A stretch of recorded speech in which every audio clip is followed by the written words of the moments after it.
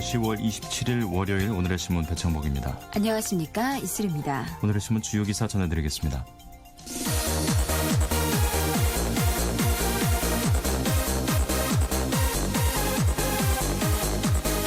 새누리당은 공무원 연금 개혁과 관련해 정부안을 기본 골격으로 하되 재정 절감 효과, 공무원 연금 직급별 수령액 설계, 국민연금과의 형평성 등 세 가지 측면에서 부족한 점을 보완한 최종안을 마련한 것으로 알려졌습니다. 여야가 27일 국정감사를 마무리하고 곧바로 예산전쟁에 돌입합니다. 박근혜 대통령이 29일 정부의 내년도 예산안 시정연설 직후 국회에서 여야 대표를 포함한 지도부와 별도 회동을 갖고 전국 현안을 논의하기로 했습니다. 한국과 일본의 의원들이 위안부 문제와 관련해 피해 당사자들의 명예회복을 위해 공동으로 노력하기로 합의했습니다. 이상 오늘의 주요 뉴스였습니다.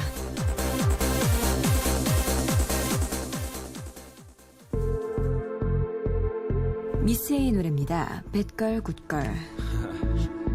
JYP Introducing Made in Asia Miss A.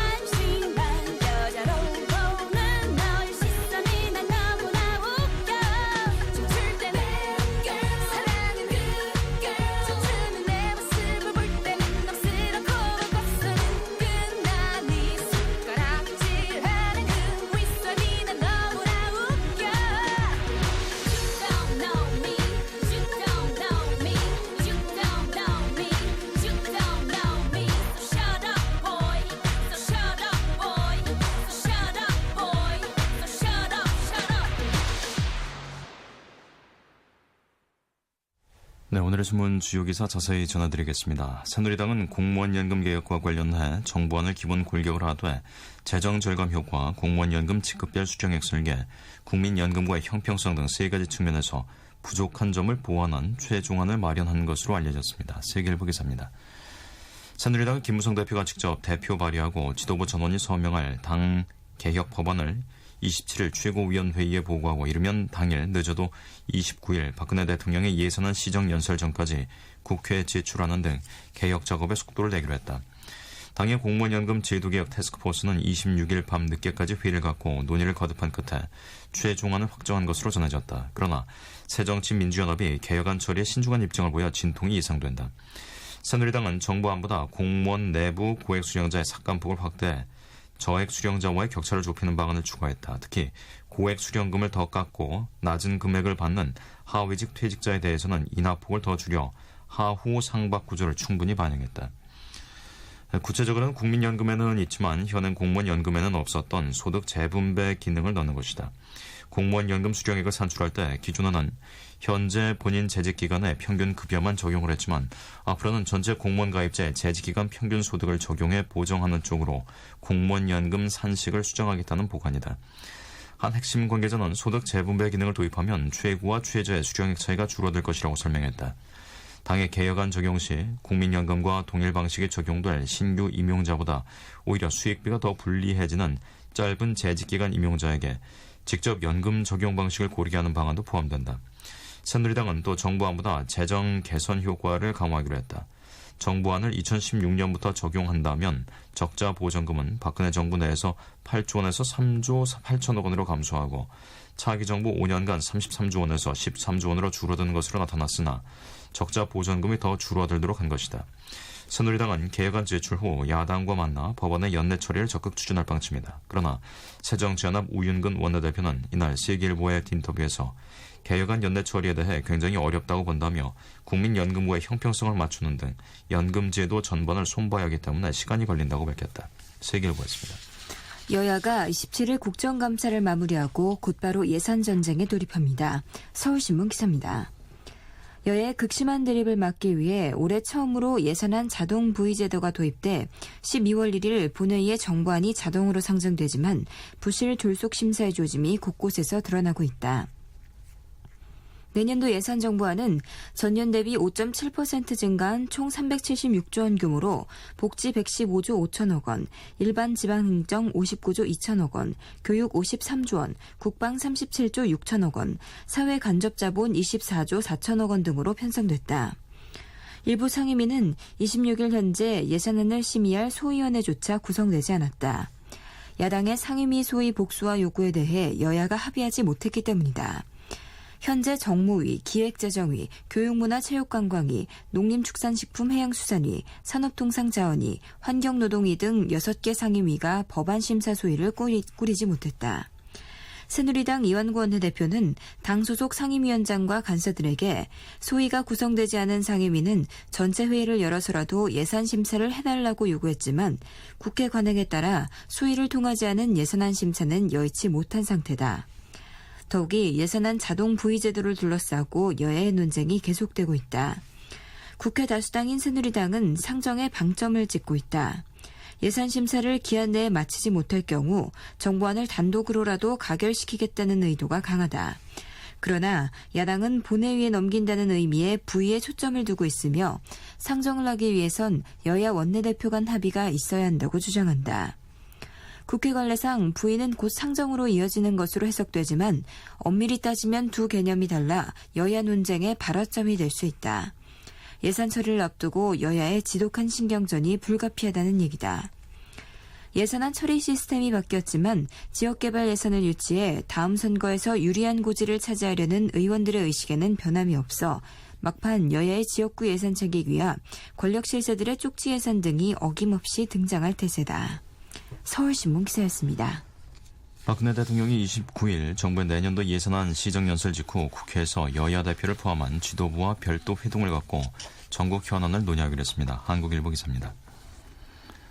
박 대통령이 여야 최고 지도부를 만난 것은 지난해 9월 이후 13개월 만으로 연말 전국 타기의 분수령이 될지 주목된다. 민경욱 청와대 대변인은 26일 공식 브리핑을 통해 박 대통령이 국회에서 2015년 예산안 설명을 위한 시정연설을 한 뒤 여야 대표와 원내대표, 정책위 의장을 초청해 만남을 가질 예정이라고 밝혔다. 구체적인 시간과 국회 내 장소는 아직 확정되지 않았지만 박 대통령과 여야 3+3 회동은 1시간가량 진행될 것으로 전해졌다. 박 대통령이 취임 이후 여야 대표를 동시에 만나는 것은 지난해 9월 국회 사랑제 회동 이후 처음이다. 박 대통령은 이번 회동에서 새 예산안의 법정심사 기한 내 처리 및 공무원연금 개혁 연내 처리, 민생경제활성화 법안의 조속한 통과 등 산적한 현안에 대한 초당적 협조를 구할 것으로 보인다. 특히 새누리당은 공무원연금 개혁 법안 제출을 앞두고 야당의 적극적인 협조를 요청할 예정이다. 이달 말까지 처리하기로 여야가 합의했던 세월호 특별법과 정부 조직법 등 이른바 세월호 3법과 관련한 의견 교환도 예상된다.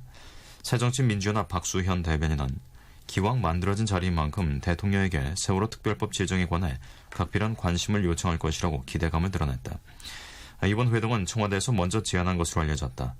역대 대통령들의 시정연설차 국회를 방문할 때 일종의 티타임 성격으로 여야 대표들과 간단하게 접견하는 자리를 만들었던 것에 비하면 다소 격상된 회동인 셈이다.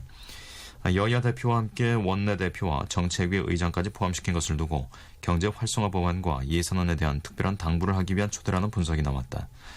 박 대통령이 최근 개헌 발언과 공무원연금 개혁 시기 문제 등으로 청와대와 갈등을 빚은 김무성 새누리당 대표를 직접 만난다는 점에서도 이번 회동은 이목을 끌고 있다. 일각에서는 박 대통령이 김 대표를 독대하거나 개헌에 대한 입장을 피력할 것이란 관측도 있지만 가능성은 낮아 보인다. 한국일보 기사였습니다. 한국과 일본의 의원들이 위안부 문제와 관련해 피해 당사자들의 명예회복을 위해 공동으로 노력하기로 합의했습니다. 중앙일보 기사입니다. 한일의원연맹은 25일 서울의 한 호텔에서 제37차 합동총회를 열고 한일 양국 간 과거사 문제의 상징적 현안인 위안부 문제에 대해 올바른 역사인식 아래 당사자들의 명예회복과 마음의 상처를 취할 수 있는 조치가 조속히 취해지도록 양측이 함께 노력하기로 했다는 내용의 공동성명서를 발표했다. 특히 공동성명서에는 양측은 고노 무라야마 다마 정신에 부합하는 행동을 하기로 했다는 내용도 담겼다. 고노다마와 무라야마 다마는 각각 위안부 동원의 강제성을 인정하고 일본의 식민지 지배에 대해 사죄하는 내용을 담고 있다. 한일의원연맹의 한국 측 회장은 새누리당 서청원 의원이, 일본 측 회장은 누카가 후쿠시로 자민당 의원이 맡고 있다. 1975년 설립된 한일의원연맹에는 일본 전체 의원 722명 중 290명, 한국 국회의원 300명 중 154명 등 모두 444명의 한일의원들이 가입해 있다. 박근혜 대통령은 지난 24일 방한한 누카가 이란의원연맹 회장이 양국 정상회담을 원하는 아베 신조 일본 총리의 뜻을 전하자 위안부 피해자의 명예회복이 최우선이란 입장을 밝혔다. 이 때문에 이번 공동성명 채택에는 아베 총리의 의중도 어느 정도 반영됐다고 연맹 관계자가 전했다. 한일의원연맹 소속 강창일 의원은 26일 내각제 국가인 일본의 국회의원 상당수가 고노 무라야마 다마의 계승과 함께 위안부 피해자의 명예회복을 담은 공동성명서를 지지했다며 올해 합동총회의 가장 큰 소득이라고 말했다. 한일의원연맹 회원인 정의아 국회의장은 26일 이부키 본메이 일본 중의원 의장의 공식 초청을 받아 일본을 방문했다. 한일국교 정상화 50주년을 맞는 내년에 공동기업사업회를 만드는 기념사업회를 만드는 문제 등을 논의하기 위해서다. 정 의장은 27일 아베 총리와도 만난다. 중앙일보 기사였습니다. 김연자가 부릅니다. 수은등.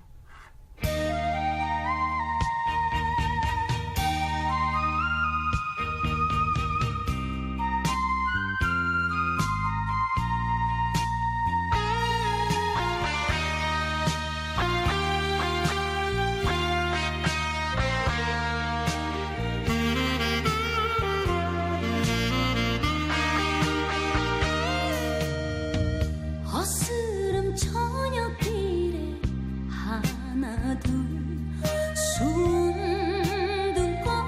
피면은 그대와 단둘이서 거닐다 이 길을 서성입니다. 순둥은 한빛 보남 없어도 당신은 별에 꾸려 피질 않네. 숨는 불빛 아래 이 발길은 떠날 줄 몰라.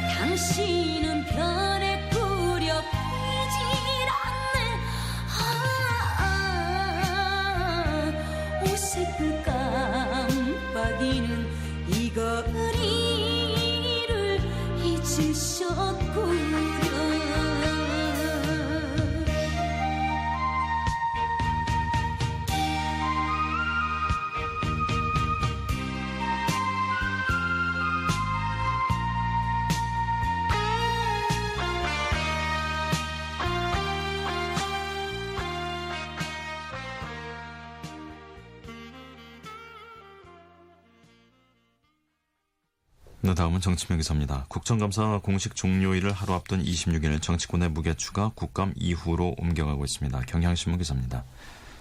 올해 국감이 파괴력 있는 이슈를 남기지 못한 만큼 국감 직후 이슈 주도권을 쥐는 쪽이 연말까지 판을 끌고 갈 가능성이 크다. 여야는 주말 동안 세월호 특별법과 공무원 연금 개혁, 예산안 등 전국에 해결될 현안들을 두고 전략 구상에 골몰했다. 오는 31일은 국감 이후 전국에 순항할지를 볼 첫 번째 가늠자다.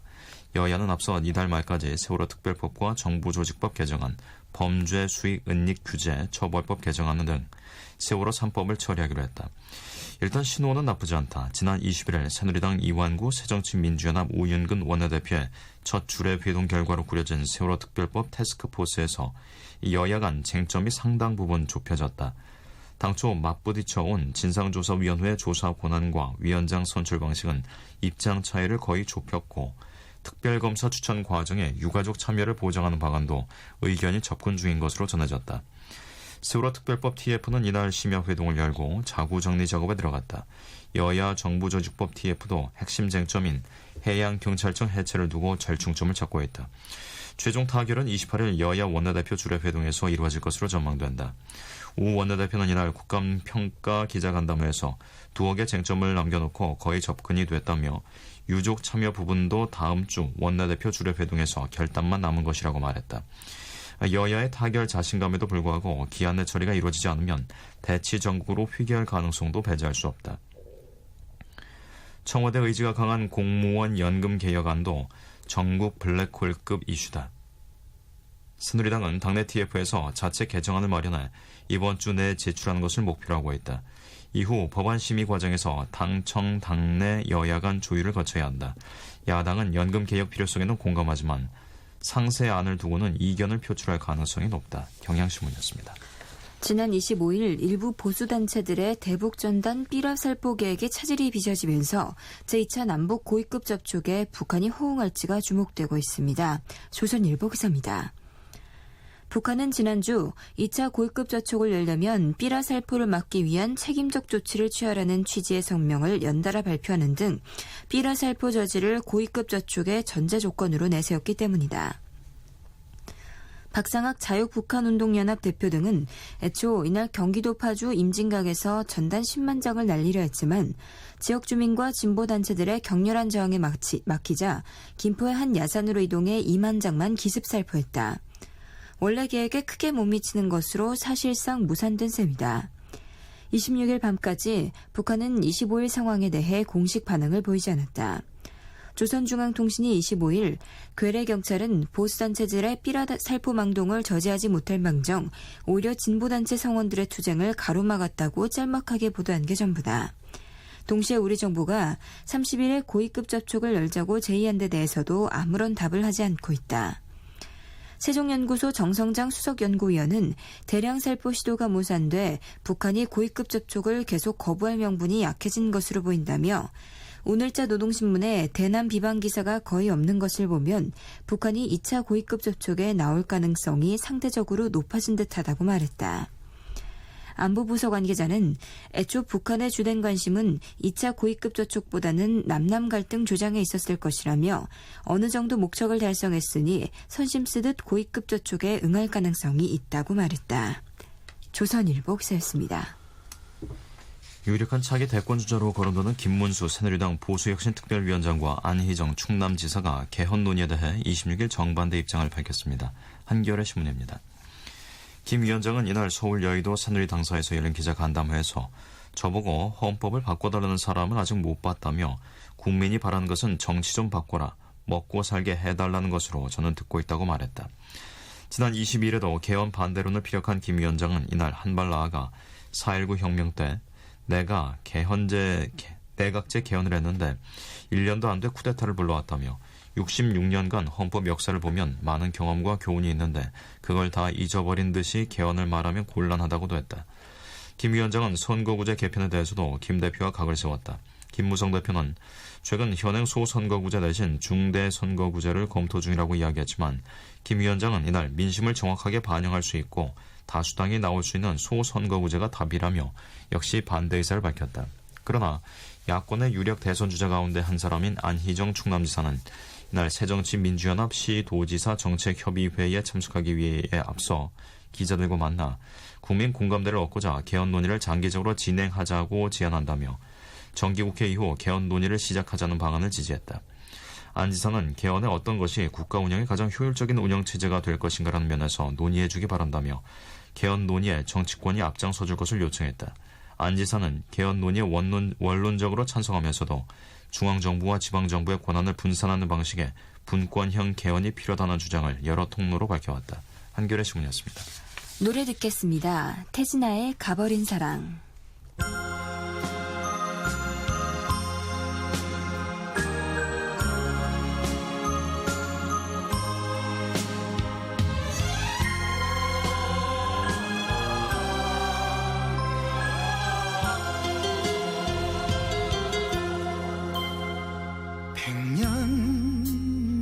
해로 맺은 언약 마음속에 새겼거늘 무정할 사 그대로다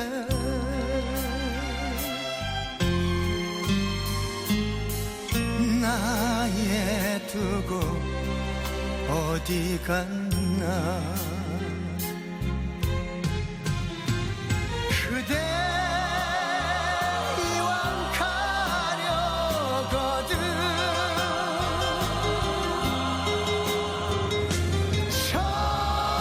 정마저 가져가야지 정은 두고 몸만 가니 남은 이 몸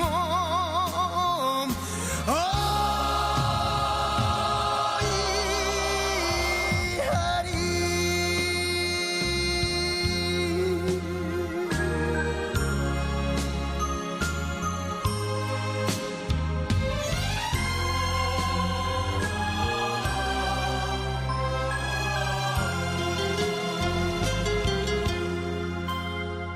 백년 해로 맺은 언약 마음속에 새겼거늘 무정할 사 그대로다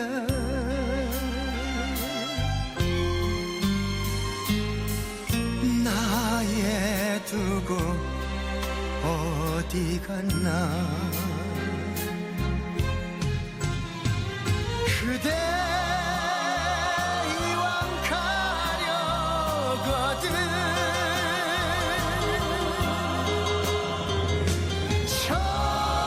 정마저 가져가야지 남은 이 몸 생각 말고 만수무강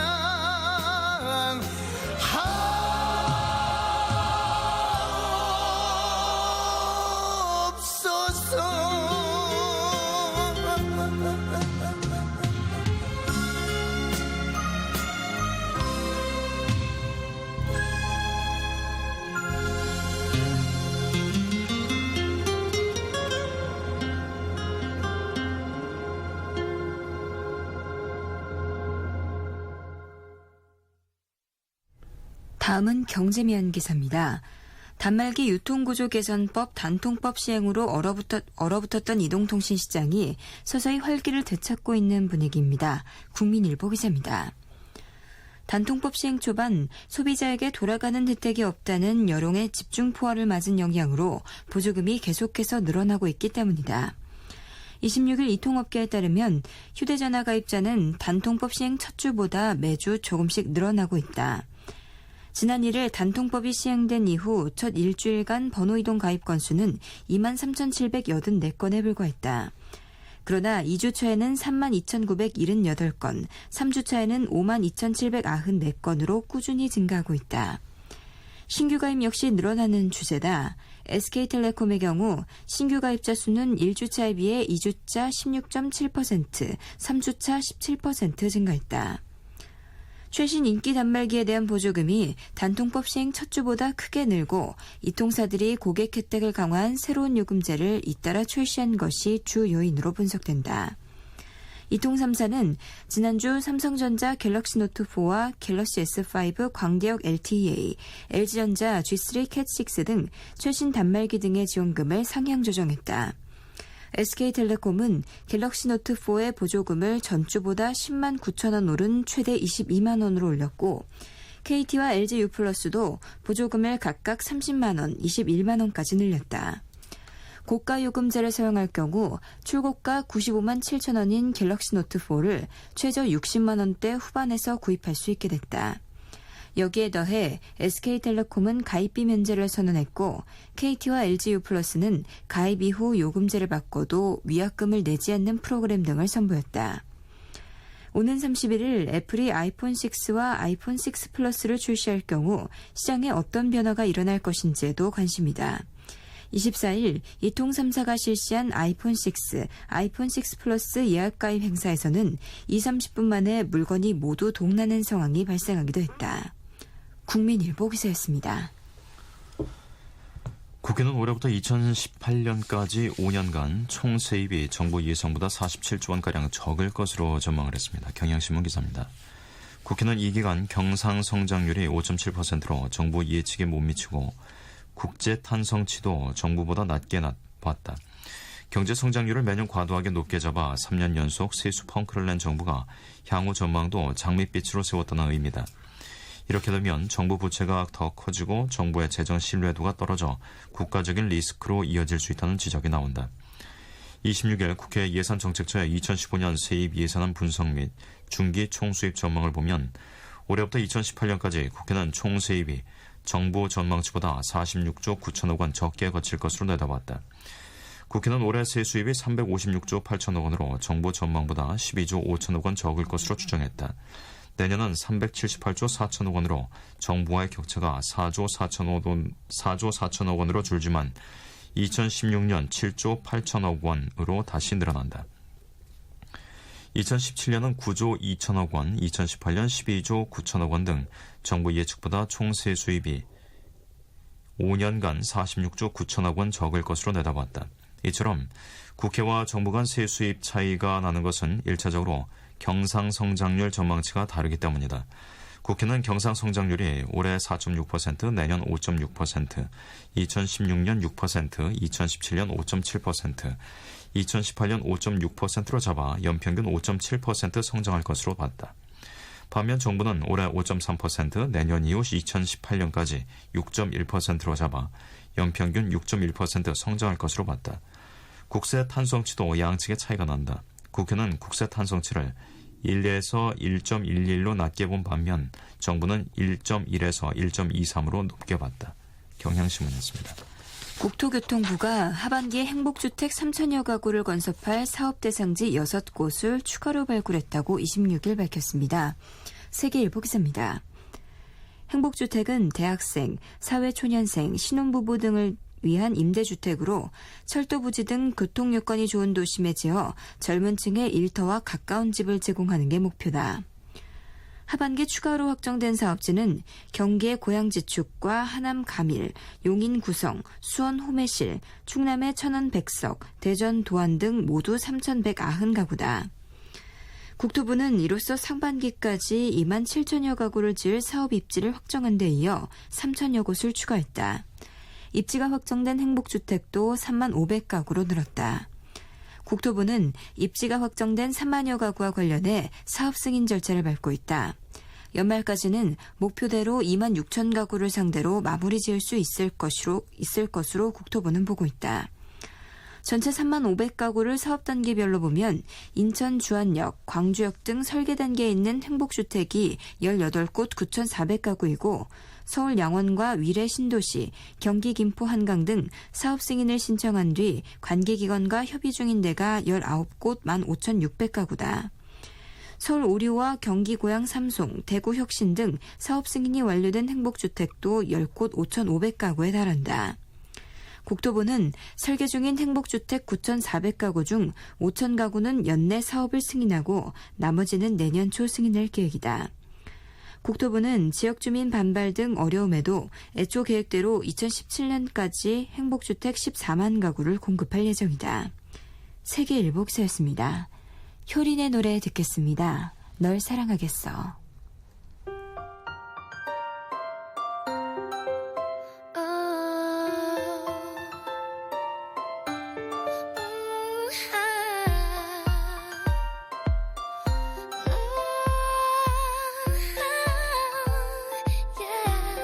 내 뜨거운 입술이 너의 부드러운 입술에 닿길 원해. 내 사랑이 너의 가슴에 전해지도록. 아직도 나의 마음을 모르고 있었다면은 이 세상 그 누구보다 널 사랑하겠어. 널 사랑하겠어. 언제까지나 사랑하겠어. 지금 이 순간처럼 이 세상 그 누구보다 널 사랑하겠어. 어려운 얘기로 너의 호기심을 자극할 수도 있어. 그 흔한 유희로 이 밤을 보낼 수도 있어. 하지만 나의 마음을 이제는 알아줬으면 해. 이 세상 그 누구보다 널 사랑하겠어. 널 사랑하겠어. 언제까지나 사랑하겠어. 지금 이 순간처럼 이 세상 그 누구보다 널 사랑하겠어.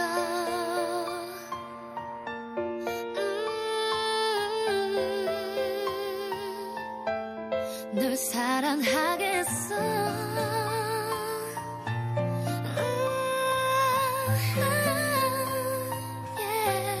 널 사랑하겠어.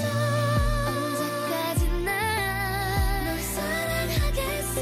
지금 이 순간처럼 이 세상 그 누구보다 널 사랑하겠어.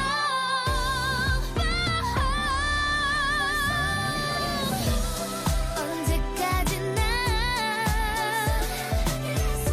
지금 이 순간처럼 이 세상 그 누구보다 널 사랑하겠어.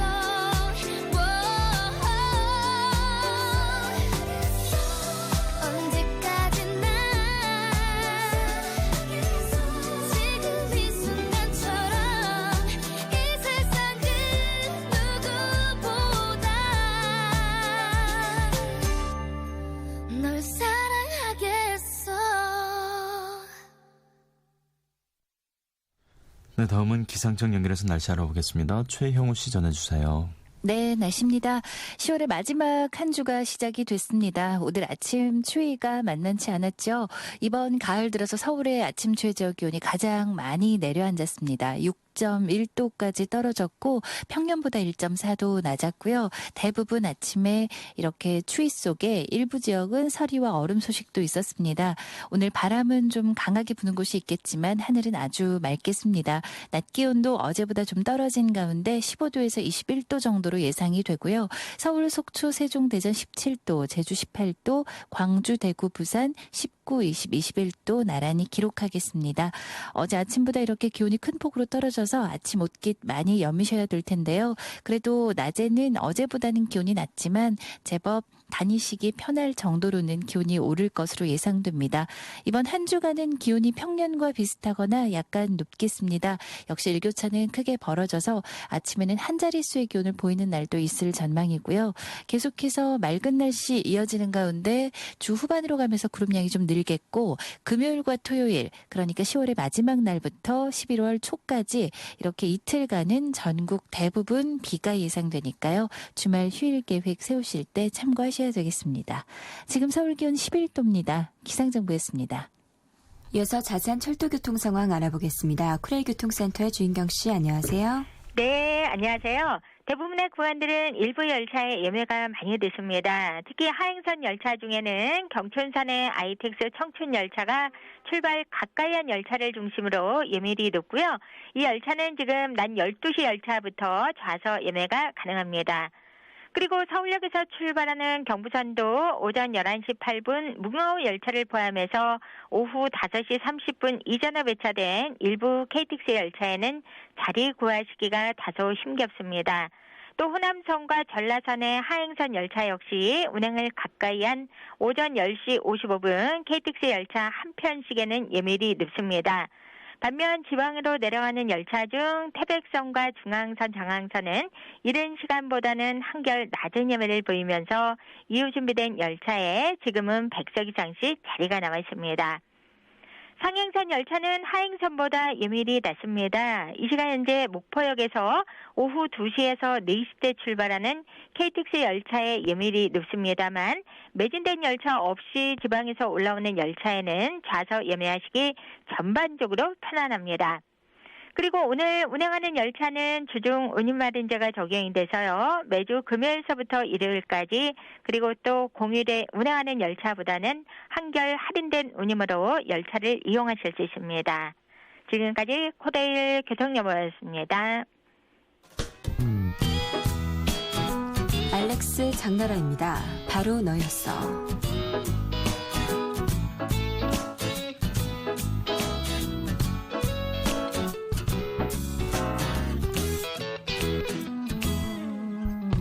혼자라고 생각해서 눈물이 날 것 같았어. 다들 뭐가 신난 걸까? 외톨이 같아 또 울고 싶어져. 가끔 나도 쉬고 싶어. 복잡하게 살기 싫어. 왜 늘 내게 기대하니? 얼마나 누굴 만족시켜야 해? 궁금했어. 제 멋대로 있나? 안아주는 사람은 있는 걸까? 싫은 척하면 밀어내도 몇 번을 다시 안아주는 사람. 내 못된 고집 결국 쳐주는 사람.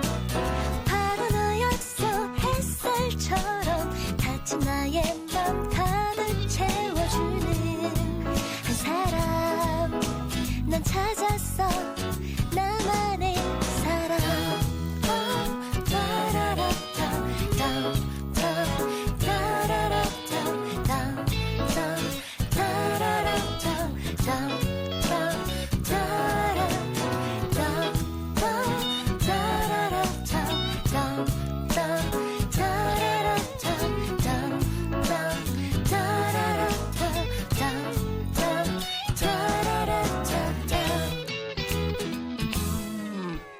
하루 종일 웃다가도 가끔 너무 우울해져. 나도 날 잘 모르는데 널 어떻게 지켜? 난 부담스러워.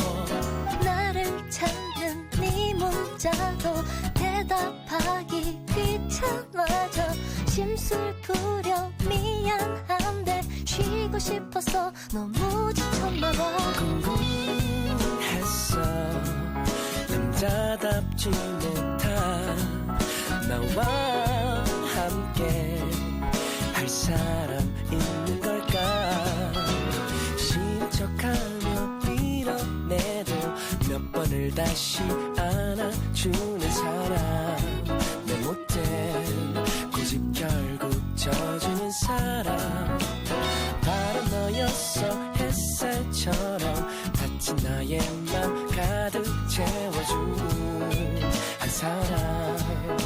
난 찾았어 나만의 사람. 왜냐고 묻지 않아도 나 언제나 내 편이 돼주는 사람. 오늘도 나를 웃게 해주는 사람. 바라보였어 햇살처럼 같이 나의 맘 가득 채워주는 한 사람. 난 찾았어 나만의 사람.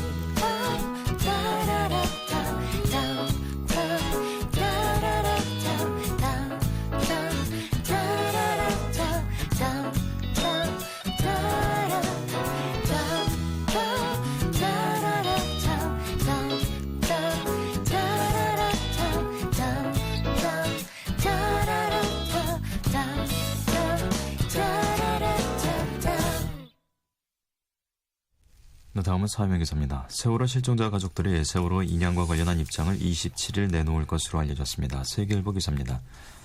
실종자 가족의 법률 대리인인 배의철 변호사는 26일 공식 입장 자료를 통해 실종자 가족들은 26일 오후 8시부터 인양 여부를 논의하는 첫 공식 회의를 갖고 무기명 투표로 가족들의 의사를 확인한 것으로 한다고 밝혔다.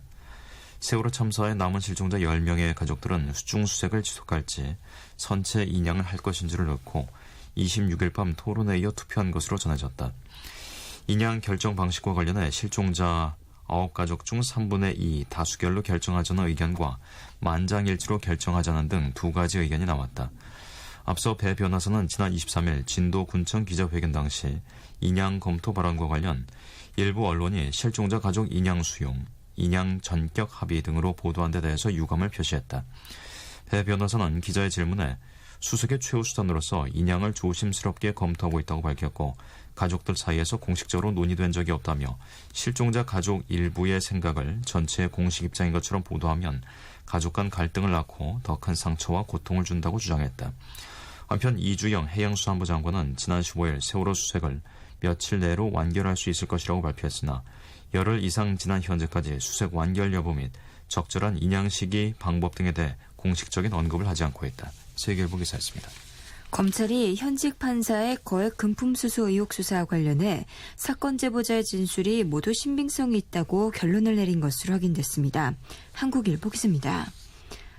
검찰은 판사와 수사관 등 명동 사채왕 최모 씨로부터 금품을 수수한 것으로 지목된 인사들 대부분에 대해 사법 처리한다는 방침을 정한 것으로 알려져 상당한 파장이 예상된다.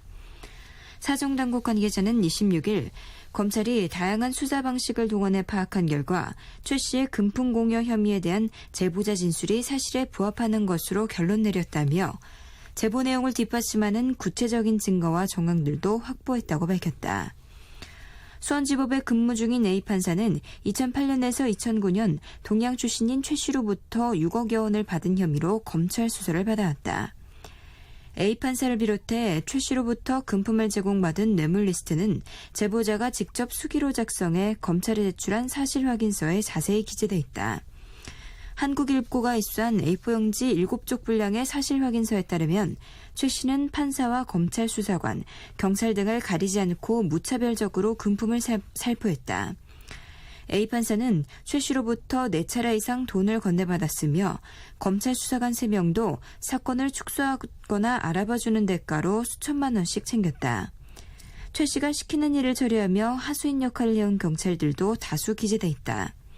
사실 확인서에는 금품을 수수한 인사들의 실명과 근무지, 돈 받은 장소, 날짜 등이 구체적으로 적혀 있으며 돈을 수수하기 전후 상황 및 이유에 대해서도 일목요연하게 정리돼 있다. 검찰은 최 씨가 혐의를 부인하고 있지만 금품 수수 인사들의 사법 처리에는 지장이 없을 것으로 보고 있다. 제보자가 최 씨와 함께 금품을 준 현장에 동행하기도 했고 계좌 추적에서 혐의가 발견되는 등 증거들이 상당하기 때문이다. 더구나 법조계의 전방위 로비를 벌여온 최 씨가 심경위원을 일으켜 본격적으로 입을 열 경우 파장은 걷잡을 수 없이 커질 전망이다. 최 씨 주변 인사들은 수사에 불똥이 튈까 봐 떨고 있는 공직자들이 한두 명이 아니다고 전했다. 한국일보 기사였습니다. 노래방 기계업체 금영과 계열사들이 수년간 장부를 조작해 회사 돈을 횡령한 정황이 포착됐습니다. 경향신문 기사입니다. 부산은행은 금융에 수백억 원의 부당 대출을 해주어 장부 조작을 도왔던 의혹이 일고 있다.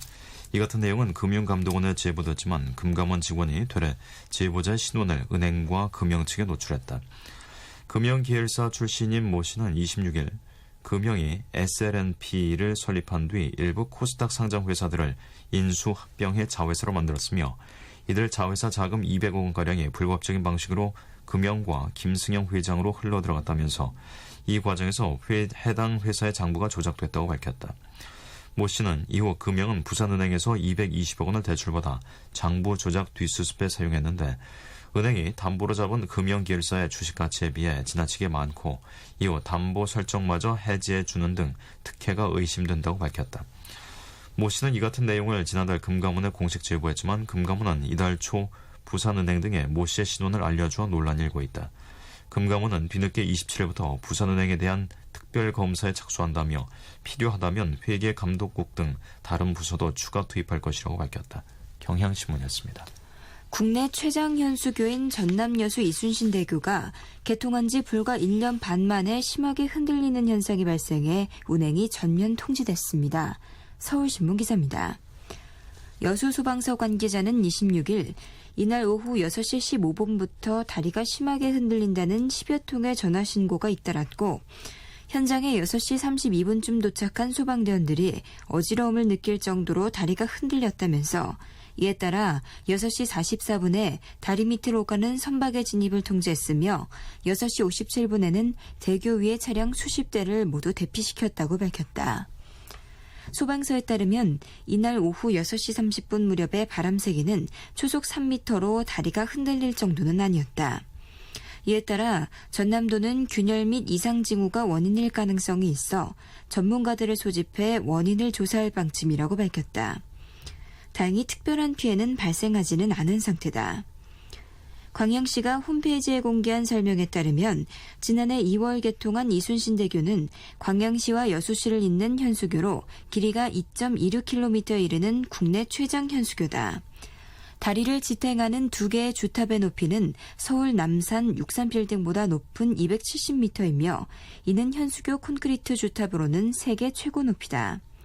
천년에 한 번꼴로 발생하는 대형 지진에도 견딜 수 있는 수준이며 태풍 매미보다 강한 강풍에도 안전하다는 설명도 곁들여 있다.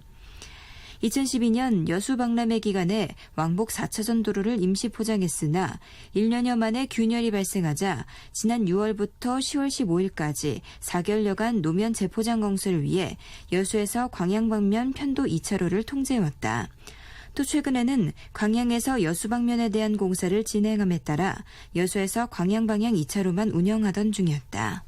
서울신문 기사였습니다. 박기영과 호란의 동행 전해드리면서 저희는 잠시 후 11시에 다시 찾아오겠습니다. 갖지 못해 집착했나봐 지극히 위험한 너의 향기가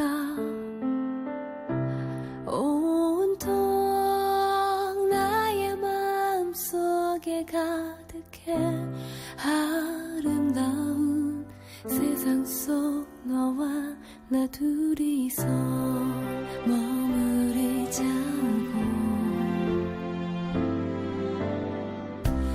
너를 잃었단 그 달콤함에 날 던지려 할 때도 있었지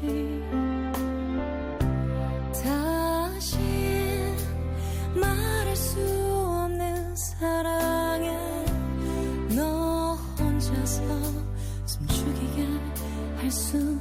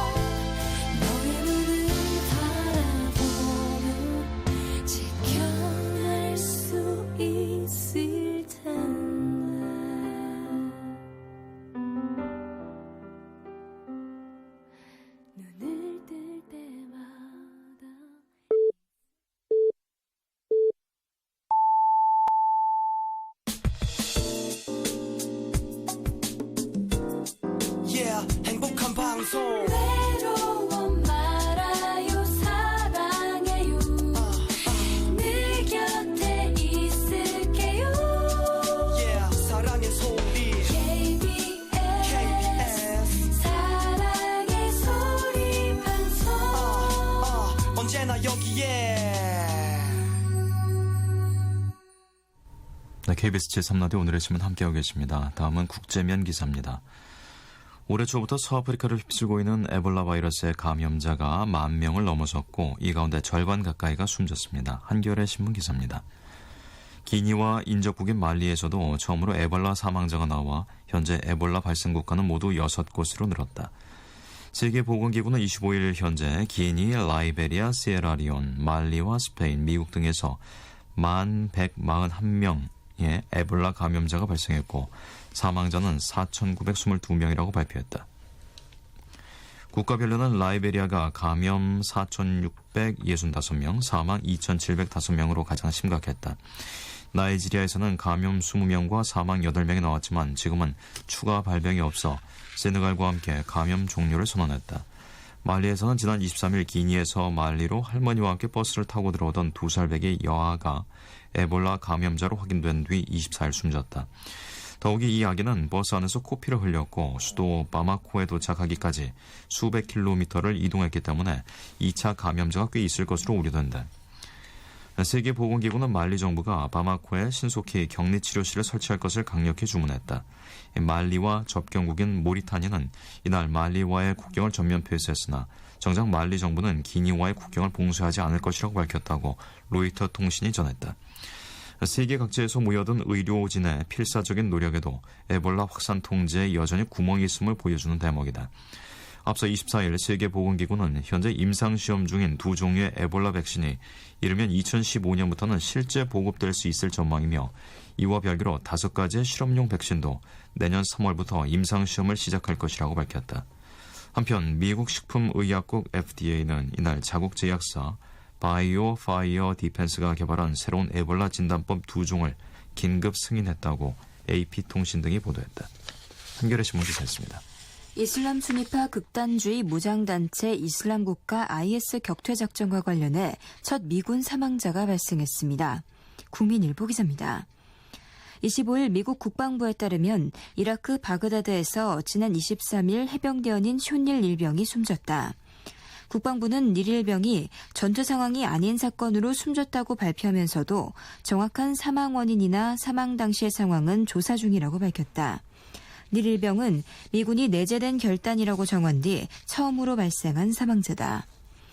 이달 초 아라비아만에서는 미국 해병대원 1명이 항공기에서 추락해 실종되는 일이 있었지만 실종 해병대원이 아직 사망자로 간주되지는 않고 있다. 한편 이라크 정부군과 쿠르드 자치정부군이 IS에 빼앗긴 주요 지역을 잇따라 되찾고 있다고 로이터 통신 등이 보도했다. 이라크 지역 관리들은 이라크군이 수도 바그다드 인근 주요 전장인 주루프 알사크르 지역 대부분을 되찾았다고 이날 전했다. 이들은 이번 승리가 최근 수개월간 이어진 전투 중 가장 큰 성과라고 평가했다. 알사크르를 완전히 장악한다면 IS가 수도 바그다드에 근접하는 것과 서부 거점인 안바르주와 연계하는 것을 차단하고 남부 시아파 지역으로 침투하는 것도 막을 수 있다. 사디트 마들로울 지역 관리는 로이터 통신과의 인터뷰에서 우리는 오늘 IS 테러리스트를 주루프 알사크르에서 쫓아낼 수 있었고 관공서의 이라크기를 개항했다고 말했다. 쿠르드 자치정부 군 조직인 페시메르가도 이날 IS로부터 서북부의 주마르 지역과 인근 여러 마을을 탈환했다고 현지 보안 소식통들이 전했다. 주마르는 지난 8월 IS로 넘어간 쿠르드 자치지역 마을 중 하나로 미국은 이 마을이 IS에 점령돼 자치정부 수도인 아르빌이 위협받자 공습을 단행한 바 있다. 쿠르드족이 주마르를 사수하면 IS에 포위돼 학살 위협에 놓인 소수부족 야지디족의 거주지인 신자르 지역 진입도 쉬워진다. 국민일보 기사였습니다. 이란이 국제사회의 탄원에도 자신을 성폭행하려던 남성을 살해한 20대 여성에 대한 사형을 집행해 논란이 일고 있습니다. 세계일보 기사입니다. 25일 아랍군 위성방송 알자지라 등에 따르면 이란 사법당국은 26세 레히아나 자바리를 이날 새벽 교수형에 처했다. 자바리는 10대였던 2007년 이란 정보기관 요원 출신 남성을 살해한 혐의로 체포돼 2년 뒤 사형 선고를 받았다. 살해당한 남성 측은 재판에서 자바리가 사건 이틀 전 흉기를 구매하며 범행을 사전에 계획했다고 주장했다. 하지만 자바리는 정당방위였다고 맞섰다. 이 남성이 취직을 시켜주겠다며 자신을 유인한 뒤 성폭행하려 했다는 것이다. 자바리 측은 또 흉기로 남성을 찌른 것은 사실이나 실제 남성을 살해한 사람은 그 집에 있던 다른 남성이었다며 이에 대한 조사가 제대로 이루어지지 않았다고 주장했다. 이 사실이 알려지면서 국제 앰네스티와 이란 내부 인권단체 등은 그의 사형 집행을 반대하는 캠페인을 벌였다. 국제사회의 거센 탄원에 지난 30일로 예정됐던 처형일은 한 차례 미뤄졌다. 국제 앰네스티는 이란 인권 역사의 핏자국이자 정의에 대한 모욕으로 남을 것이라고 비판했다. 젠사키 미 국무부 대변인은 성명을 통해 레이하네 자바리의 처형을 규탄한다. 재판의 공정성과 사건을 둘러싼 정황들이 상당히 우려된다고 밝혔다. 세계일보 기사였습니다. 노래 듣겠습니다. 백지영의 잊지 말아요.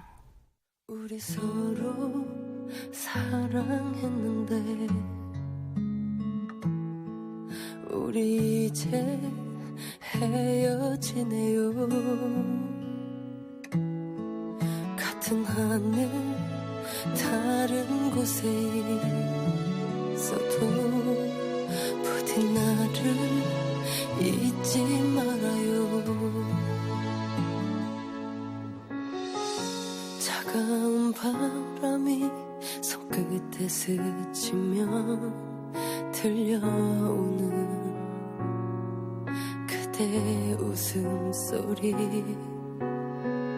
내 얼굴 비치던 그대 두 눈이 그리워 외로워 울고 또 울어요.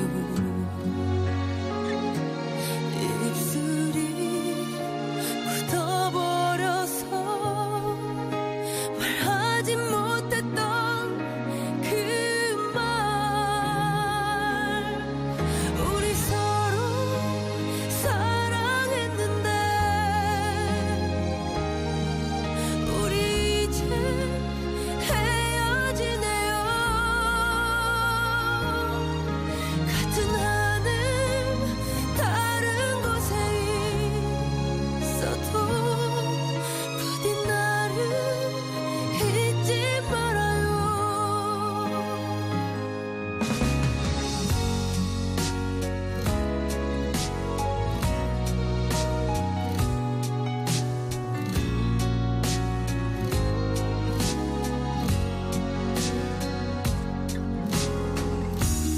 눈물이 입을 가려서 말하지 못했던 그 말 우리 서로 사랑했는데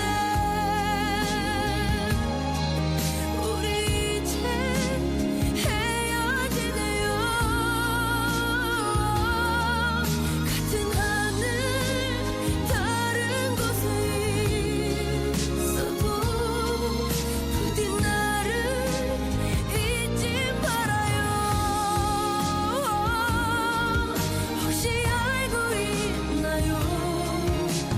뒤돌아서 가슴 치고 그댈 보내주던 그 사람이 바로 나예요. 그 사람은 사랑해줘요.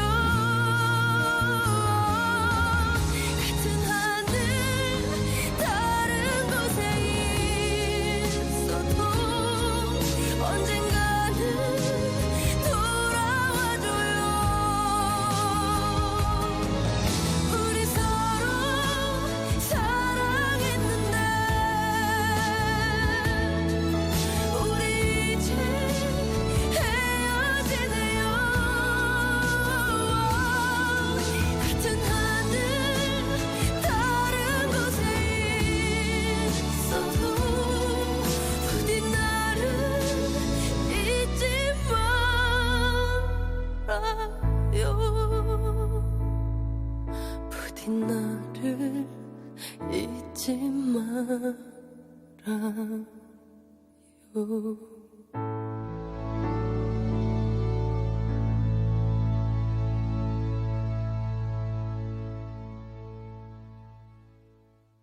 다음은 소설입니다. 위험천만한 대북전단 살포 자제해야 한다라는 제목의 중앙일보 소설입니다. 대북전단 살포 문제가 남남 갈등을 불러일으키고 있다. 그제 경기도 파주시 임진각과 오두산 통일전망대 일대에서 대북전단을 살포하려는 보수단체와 이를 저지하려는 단체가 수차례 충돌했다. 지역 주민들과 상인들은 트랙터를 몰고 와 진입로를 막기도 했다. 결국 파주시에서의 대북전단 살포는 무산됐다. 그러자 보수단체 회원 일부는 김포시로 이동해 대북전단 2만 장을 날렸다. 경찰은 이날 전단 살포 단속이 아닌 충돌 방지 차원에서 출동을 했고 군은 전방에서 북한군의 사격에 대비해야 했다. 대북전단 살포 문제는 지금 남북 간 주요 현안이다. 북한은 지난 10일 경기도 연천 지역에서 대북전단 풍선을 향해 14.5mm 고사총 20발을 발사했다. 우리 군이 K6 기관총으로 대응하면서 남북 간에는 교전도 벌어졌다. 북한은 이후 대북전단 살포가 추가로 이루어지면 남북관계가 파탄에 처할 것이라고 경고했다. 22일에는 전단 살포 중지 등을 대화의 전제 조건으로 내걸었다. 남북 고위급 접촉 대피단 성명을 통해 상대방을 자극하고 군사적인 충돌을 불러오는 도발 행위를 막는 조치를 취한다면 2차 고위급 접촉을 개최 못할 이유가 없다고 했다. 남북은 이달 초 북한 고위 대피단 방남 당시 2차 고위급 접촉을 10월 말에서 11월 초 열기로 합의한 바 있다. 남북관계가 중대한 기로에 서 있는 셈이다. 보수단체는 이런 정세를 고려할 필요가 있다. 남북 간에는 2010년 천안함 사건 이후 처음으로 고위급 채널이 구축되려는 시점이다. 남북관계가 풀려 북한 주민의 생활, 다시 말해 생존권이 향상되는 것도 북한 인권 개선의 한 축이라는 점을 알아야 한다. 남북관계, 인권의 큰 틀도 염두에 둘 필요가 있다는 얘기다. 다른 하나는 전단 살포 지역 주민들의 안전과 생명이다. 북의 군사적 대응이 현실화한 만큼 코앞의 주민의 안전과 생명도 고려해야 하는 것은 당연하다. 왜 주민들이 트랙터로 진입로를 막았겠는가? 현 단계에서 막무가내식의 전단 살포는 누구에게도 도움이 되지 않는 위험천만한 행동이다. 자제하는 것이 이성적이고 공공의 이익에도 맞다. 정부는 헌법상 표현의 자유 보장과 규제법 미비로 대북전단 제한 방법이 없다고만 되뇌질 말고 보수단체를 설득하고 어떻게 해서든 뜯어 말려야 한다. 북한도 전단 살포 문제를 이용해 남남 갈등을 조장하려 해서는 안 된다. 남한 정부가 시민단체 모든 행동을 규제할 수 있다는 전제를 거둬들여야 한다. 더 이상의 조건을 내걸지 말고 남한과 합의한 2차 고위급 접촉에 나오길 바란다. 진정성을 입증하는 것은 그 길밖에 없다. 중앙일보였습니다. 다음은 내년 전신한 가중 전망, 선제적 대응이 시급하다라는 제목의 한국일보 소설입니다. 전세시장이 날로 불안하다. 가을 이사철이 마무리됐는데도 전셋값이 고공행진을 계속하고 있다. 전국 아파트 전셋값이 24주 연속으로 상승했다. 내년 이사를 계획한 사람들이 미리 집을 구하는 수요가 작용한 결과라고 한다. 더욱이 내년에는 홀수해라 2년 단위의 전세계약 만료 건수가 많아 부동산 업계는 전세값 상승폭이 더욱 커질 것으로 우려하고 있다. 초저금리 상황인데다 홀수해가 맞물리고 내년 재건축에 돌입하는 사례가 늘어나는 등 여러 악재가 한꺼번에 겹칠 모양이다. 내년 전세시장의 극심한 동요를 감안한 선제적 대응책 마련이 시급하다는 지적이 잇따른다. 우선 초저금리 정책은 매매와 전세의 양날의 칼이다. 주택 구입에는 저금리가 분명 호재가 될 수 있지만 전세에는 독이 될 수밖에 없다. 이자율이 떨어지니 집주인은 임차보증금을 올리거나 전세를 월세로 바꾸려 하기 마련이다. 주택임대차 시장에서 월세 비중이 2011년 34% 수준에서 지금은 40%를 넘었다. 이런 경향은 앞으로 더욱 심해질 가능성이 크다. 그렇지만 전세 수요가 매매 수요로 이어지는 속도는 더디기만 하다. 일부 지역을 제외하고는 집값이 오를 가능성이 크지 않기 때문이다. 그렇지 않아도 빚을 내어 전세를 충당하는 가구는 낮은 금리에도 불구하고 추가로 돈을 빌려 집을 사기도 쉽지 않다. 또 재건축 이주 수요가 전세난을 부추길 가능성도 짙다. 서울시에 따르면 강남구 개포지구, 강동구 고덕지구, 서초구 신반포지구 등 재건축 사업장이 내년 초 본격 이주를 시작하는 것을 비롯해 앞으로 2년 동안 서울에서만 2만여 가구가 새로 집을 구해야 한다. 통산적 연간 이주 물량인 5천 가구까지 포함하면 실제 이주 가구는 더욱 늘어난다. 반면 내년은 주택 공급 물량보다는 주택 멸실 물량이 많아 당장 1만여 가구가 부족한 실정이라고 한다. 이렇게 되면 강남발 전순환이 인근 지역으로 순식간에 퍼져나갈 수 있다. 서울시는 이주 시기 분산 등의 대책을 발표했지만 실질적 효과는 의문이다. 공공임대주택 조기 공급 등으로 전세난을 피해가기도 쉽지 않다.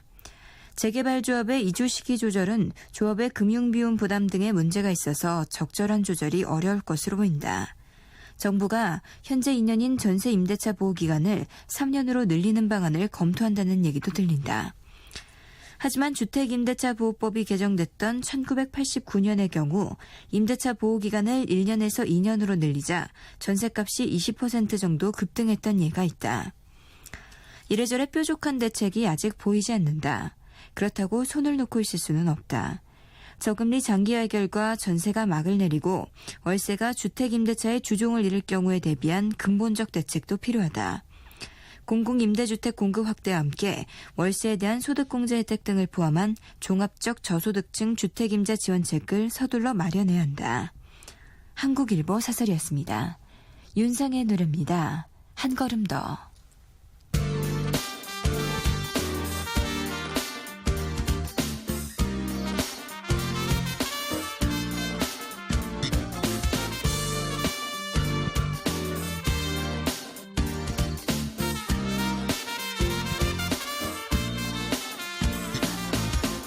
숨가쁘게 흘러가는 여기 도시의 소음 속에서 빛을 잃어가는 모든 것 놓치긴 아쉬워. 잠깐 동안 멈춰서서 머리 위 하늘을 봐. 우리 지친 마음 조금은 쉴 수 있게 할 거야. 한 걸음 더 천천히 간다 해도 그리 늦는 것은 아냐. 이 세상도 사람들 얘기처럼 복잡하지만은 않아.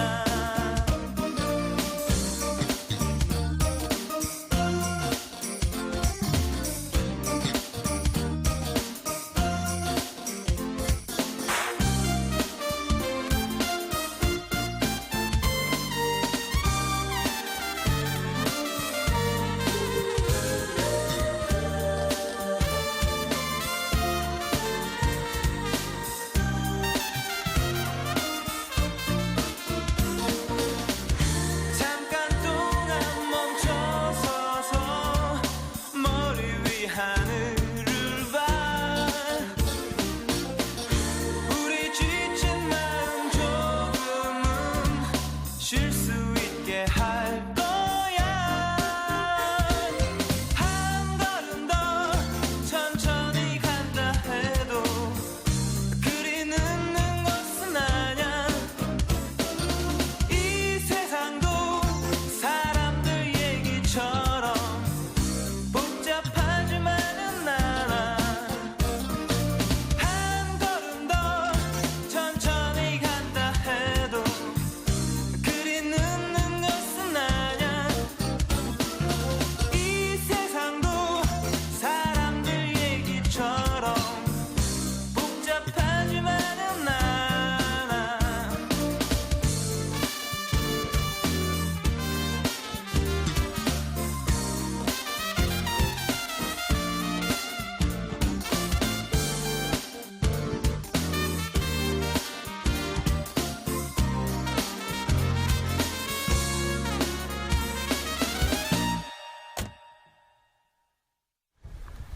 네, 다음은 스포츠 소식입니다. 2014 프로야구 플레이오프 시작을 하루 앞둔 26일 서울 목동 야구장에서 열린 미디어데이에서 이 양팀 사령탑이 치열한 명승부를 예고했습니다. 한겨레 신문 기사입니다. 주인공은 정규리그 2위로 플레이오프에 직행한 넥센과 기적의 역전 드라마를 쓰고 있는 LG다. 매 경기 극적인 명승부를 펼쳐서 양팀의 맞대결은 엘렉 라시코로 불렸다. 포스트 시즌 첫 엘렉 라시코다. 하위권에서 4강에 합류해 준 플레이오프에서 NC를 격파한 LG주장 이진영은 우리는 계속 기적을 만들어왔다. 플레이오프와 한국 시리즈까지 앞으로 2번의 기적이 남았다며 강한 자신감을 보였다. 염경엽 넥센 감독은 그 흐름을 끊도록 1차전에서 총력전을 펼치겠다고 응수했다. 1차전 선발로 넥센은 헨리 소사를, LG는 우규민을 각각 예고했다. 올 시즌 10승 2패, 평균 자책점 4.61을 기록한 소사는 지난 4일 LG와 한번 만나 6이닝 1자책점으로 호투한 경험이 있다. 올 시즌 LG의 유일한 10승 투수인 우규민은 넥슨을 상대로 2승 1패, 평균 자책점 3.13으로 강한 모습을 보여주었다. 한겨레 신문 기사였습니다. 다음은 프로축구 소식을 다룬 한국일보의 기사입니다. 전북 형대가 전주성 수성에 성공하며 K리그 클래식 우승에 한 발 더 다가섰다. 전북은 26일 전주 월드컵 경기장에서 열린 현대 오일뱅크 K리그 클래식 33라운드 홈경기에서 베테랑 미드필더 김남일의 결승골에 힘입어 1대0으로 승리했다. 이로써 시즌 20승 고지에 선착한 전북은 2위 수원에 승점 10이나 앞선 단독 1위를 질주했다. 5경기를 남겨놓은 K리그 클래식에서 전북은 2경기만 이겨도 자력으로 우승을 확정한다. 김남일이 해결사로 나섰다. 포항 스틸러스와의 선두 경쟁이 치열하던 지난 9월 14일 경남FC를 상대로 결승골이자 10년 만에 K리그 골을 터뜨린 김남일은 이날도 후반 27분 승부를 결정짓는 골을 기록했다. 김남일은 레오나르도의 오른발 프리킥이 수원 골키퍼 정성용의 손에 맞고 흐르자 골문 쪽으로 뛰어들며 왼발로 마무리했다. 울산 현대는 성남FC와의 원정 경기에서 4대3으로 이겼다. 승점 47을 쌓은 울산은 전남 드래곤즈를 제치고 상위 스플릿 진출 마지노선 6위에 턱걸이했다. 울산은 1대3으로 뒤진 후반 28분 2호의 추격골을 시작으로 10분 뒤 박동혁의 페널티킥을 양동현이 성공시켜 극적으로 동점을 만들었다. 박동혁은 후반 40분 골지역 오른쪽에서 헤딩으로 역전골까지 뽑아냈다. 같은 시각 인천 축구 전용 경기장에서는 전남이 홈팀 인천 유나이티드와 3대3으로 비겼다. 전남은 7위에 머물러 하위 스플릿에서 올 시즌 남은 5경기를 치르게 됐다. 경남FC는 제주 유나이티드를 홈경기에서 후반 38분에 나온 스토야노비치의 결승골을 잘 지켜 1대0으로 이겼다. 경남은 승점 31점을 쌓아 최하위에서 11위로 한 계단 올라섰다. 반면 포항 원정에서 0대3으로 완패한 상주 상무는 12위로 내려앉았다. FC 서울은 부산 아이파크와의 홈경기에 1대1로 승부를 가리지 못했다. 서울은 승점 50점으로 4위, 부산은 승점 33으로 9위에 자리했다. 한국일보 기사였습니다. 김세화의 노래 듣겠습니다. 나비소녀.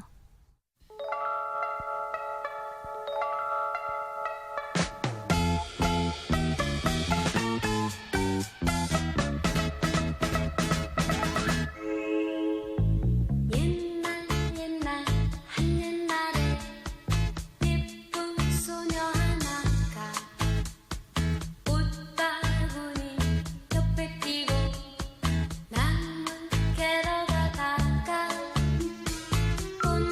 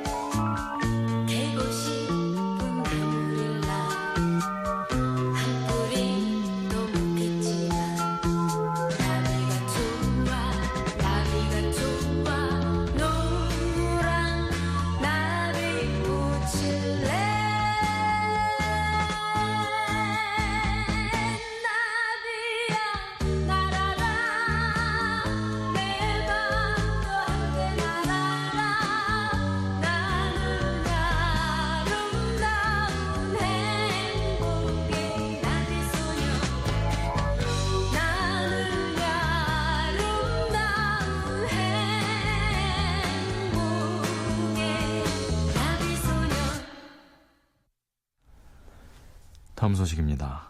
공무원으로 20년 이상 근무하다 퇴직한 뒤 선출직 공무원에 당선돼 월급과 함께 공무원 연금까지 받고 있는 사람이 138명에 달하는 것으로 나타났습니다. 조선일보 기사입니다.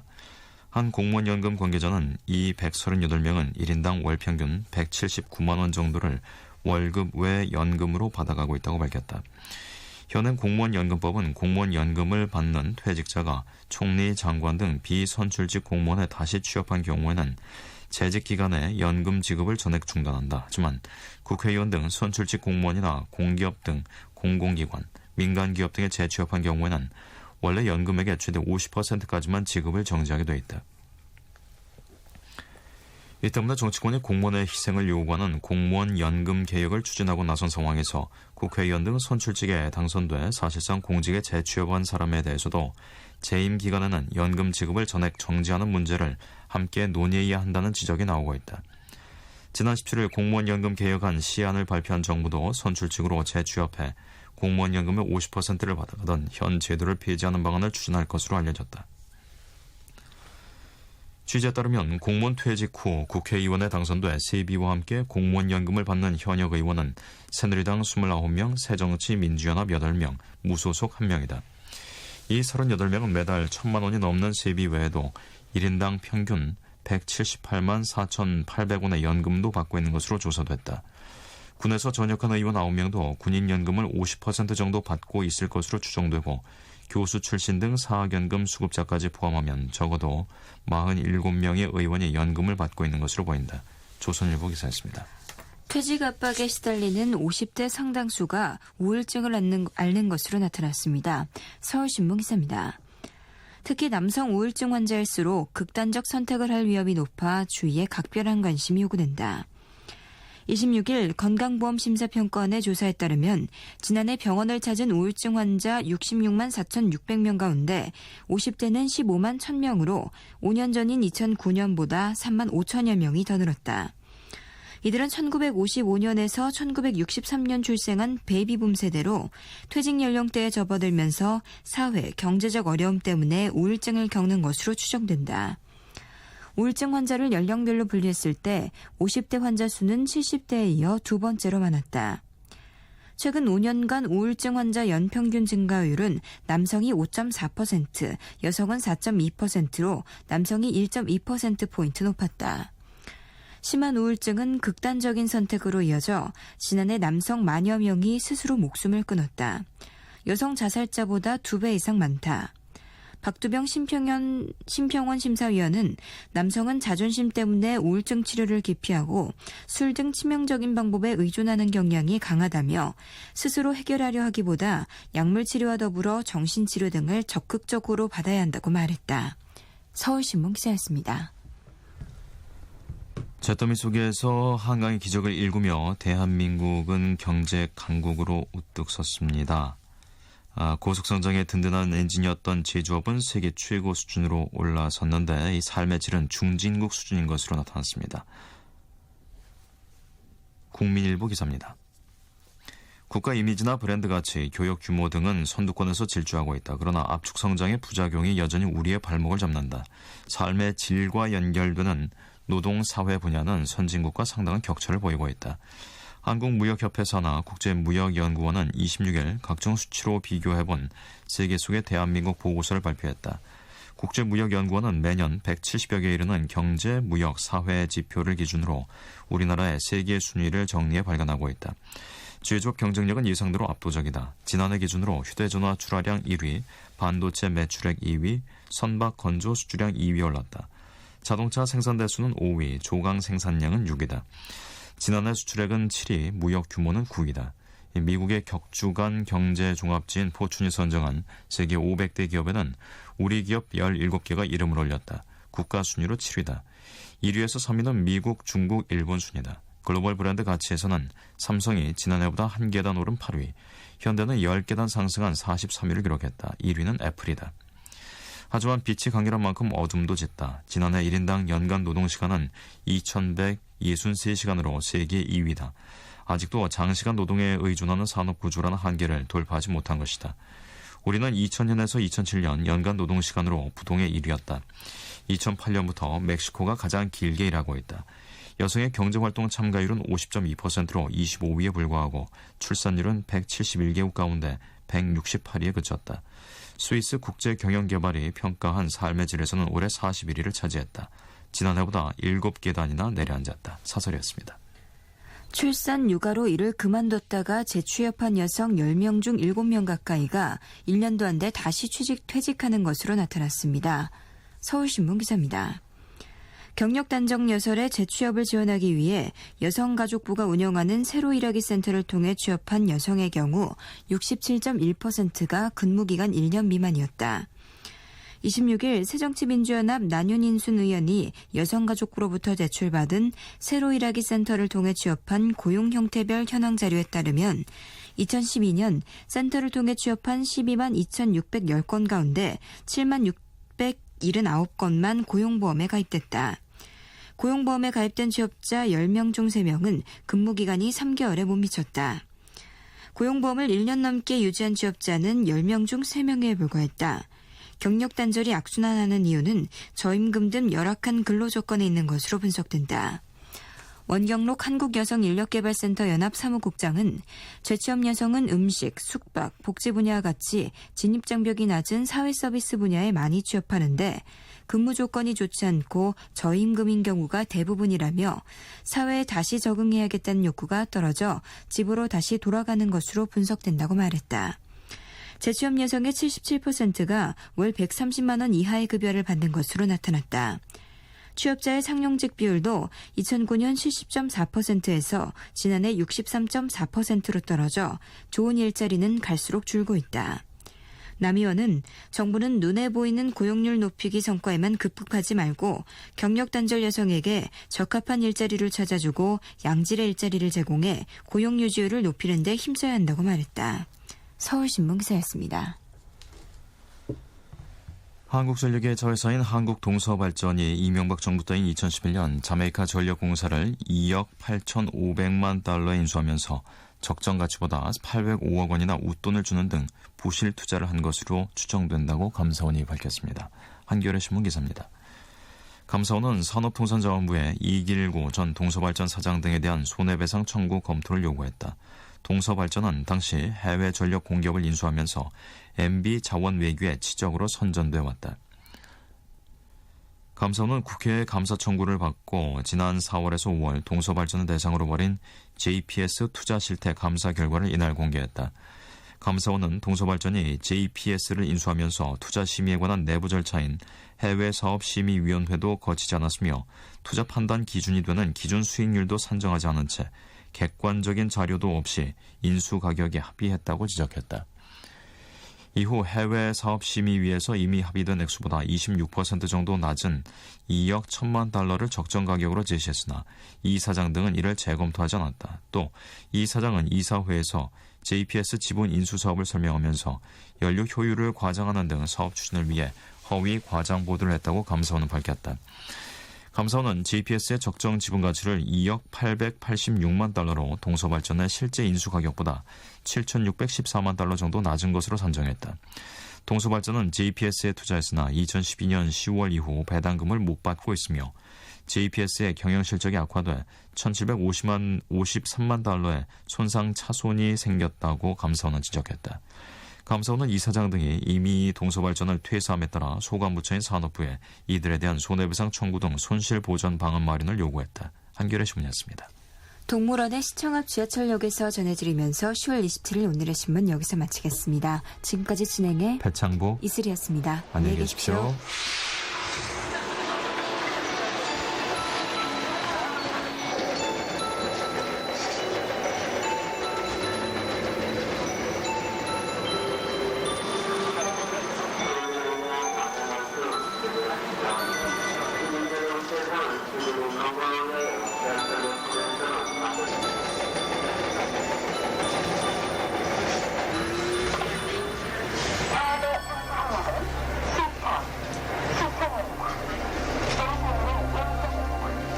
시청 앞 지하철역에서 너를 다시 만났었지. 신문을 사려 돌아섰을 때 너의 모습을 보았지. 발 디딜 틈 없는 그곳에서 너의 이름을 부를 때 넌 놀란 모습으로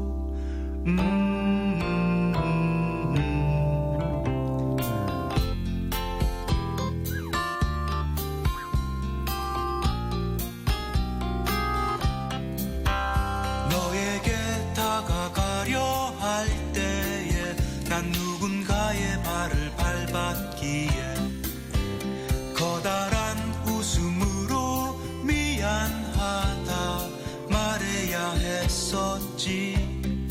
살아가는 얘기, 변한 이야기, 지루했던 날씨 이야기, 밀려오는 추억으로 우린 쉽게 지쳐갔지.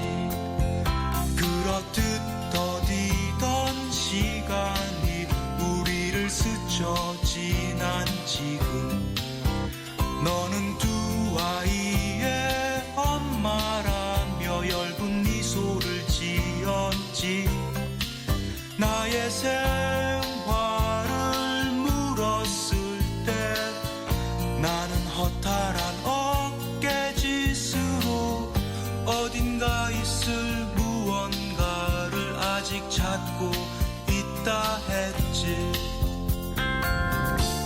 언젠가 우리 다시 만나는 날에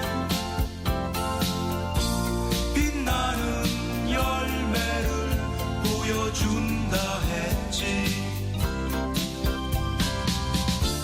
우리의 영혼에 깊이 새겨진 그날의 노래는 우리 귀에 아직 아련한데.